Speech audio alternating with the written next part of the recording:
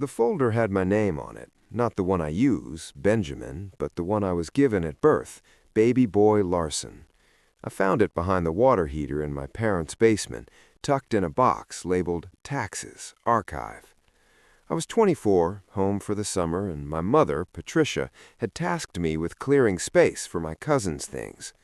The basement was cold and damp, but the chill I felt came from inside. Beneath the adoption decree, a single sheet of paper, a tax summary with a line item highlighted in yellow, adoption tax credit, $5,400. I sat on that concrete floor for an hour, not crying, just recalculating every memory, every time Patricia reminded me how lucky I was, every time my father, Richard, went silent during those conversations, every Christmas card that read, "Our greatest blessing," in her perfect handwriting. I was a line item, an investment that had finally paid its dividends.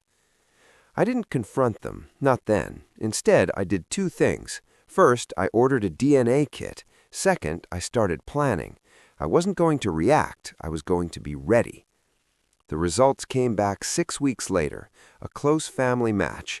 Evelyn Larson, age 47, a high school art teacher living 3 hours away. Match confidence 99.7%. Relationship, mother. I had a half-brother, too, 19 years old.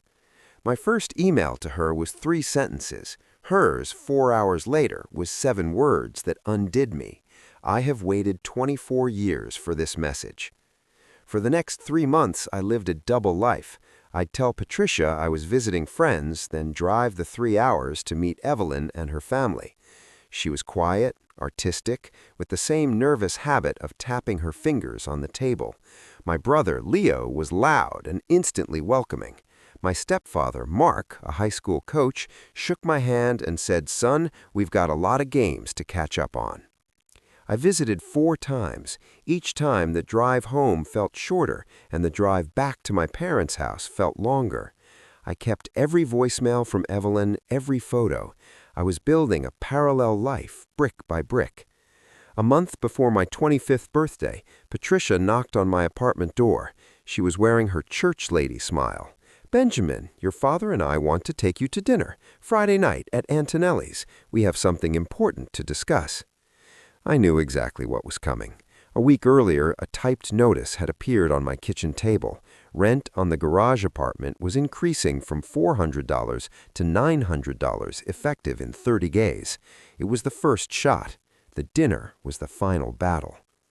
The night of the dinner, I arrived at Antonelli's first. The place was packed, the familiar Friday night hum of a small town.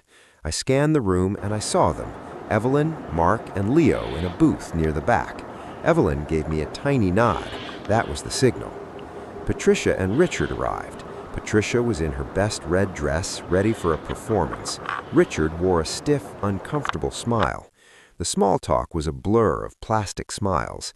Then, as the waiter brought our drinks, Patricia folded her hands on the table, her signal for a serious talk. "Benjamin," she began, her voice pitched for the neighboring tables to hear, "you know we've always been honest with you. You're adopted." I didn't react. I'd known for 8 months. She took my silence as shock and pressed on. "We took you in when you were a baby, and honestly, the tax situation, the credits, the deductions, it helped us through some very difficult financial years." Richard stared at his water glass. "But you're 25 now," she continued, her voice dropping the pretense of warmth. "The benefits have ended. We've done our part. We've consulted a lawyer, and we've decided it's time to formalize a separation. You have 30 days to move out of the apartment." She slid a folded paper across the table, a lease termination. Richard finally spoke, his voice cracked. "Ben, this doesn't have to be ugly." I looked at the paper, then at Patricia. "You're kicking me out because your tax credit expired?" Patricia's smile vanished. "Don't you dare reduce it to that. We gave you everything." For $5,400 a year, the number hung in the air. A woman at the next table froze, her fork halfway to her mouth. Patricia's eyes widened. "Where did you get that number?" "From the file you hid behind the water heater." Richard's face went pale. Patricia's jaw tightened, the mask of the benevolent mother crumbling completely. "You think you're so smart. Your real mother was a girl from some town who couldn't be bothered to keep you. You were nothing to her. We were the ones who Stop." My voice was low, but it cut through her tirade like a blade. "You don't get to talk about her. Not tonight, not ever." Patricia scoffed, but it was shaky. "You don't even know her." "Actually," I said, reaching into my jacket, "I do." I pulled out a worn envelope and set it on the table. Then a second item, a printed DNA report. Then a third, a photograph of me, Evelyn, Mark, and Leo at a diner, all of us laughing. I laid them out like evidence. "Her name is Evelyn Larson. She's a high school art teacher. She's been waiting 24 years for me to find her. She didn't give me away because she didn't want me. She was 22, alone, and her family made the decision for her. It's not the same thing." Patricia stared at the photo, her face cycling through confusion, disbelief, and fury. Richard just stared, his mouth slightly open. I leaned forward. "And one more thing, they're here right now." I turned and nodded towards the back of the restaurant. Evelyn stood up. Mark and Leo followed. They walked across the room, through the silence that had fallen, and came to stand beside our table. Evelyn placed a hand on my shoulder. It was warm, solid. Patricia looked at her, then back at me. "You planned this. You set me up." "No," I said calmly. "I just made sure I wouldn't be alone when you tried to throw me away." Mark, a solid, quiet presence, put a hand on the back of my chair. "We're just here for Ben." Richard finally spoke, his voice cracking. "Ben, we didn't think." "No, Richard, you didn't think. You just went along with it." He stood up, grabbed his jacket, and walked out without another word. He didn't wait for Patricia. He just left. Patricia was alone at the table, the center of a room full of staring eyes. She looked for an ally, the waitress, a couple she knew from church, but they all looked away. The silence was absolute. She grabbed her purse, knocked over her wine glass, and fled, the door swinging shut behind her with a jingle.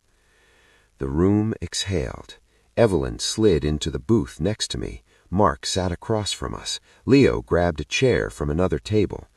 "That was intense," Leo whispered. "Can we get pizza now?" A surprised laugh escaped me, then another. Soon we were all laughing, the tension breaking into something raw and real. The waitress came over. "What can I get for you folks?" I looked at the 4 people around me, Evelyn wiping her eyes, Mark smiling, Leo already looking at the menu. This was it, my family. 1 year later, I'm sitting on the back porch of Evelyn and Mark's house. It's my 26th birthday. The grill is going. Leo is arguing with me about the best way to cook a steak. Evelyn brings out a cake with 26 candles. On my wrist is a silver chain with a tiny faded hospital bracelet. Baby boy Larson. It was the first gift she ever gave me. Now I wear it as a reminder of what I found, not what I lost. I don't hate Patricia. Hate is a weight I don't need to carry. I just learned that you don't owe gratitude to people who confuse love with leverage. My real family doesn't have a file on me. They just have a seat at the table, and that is more than enough.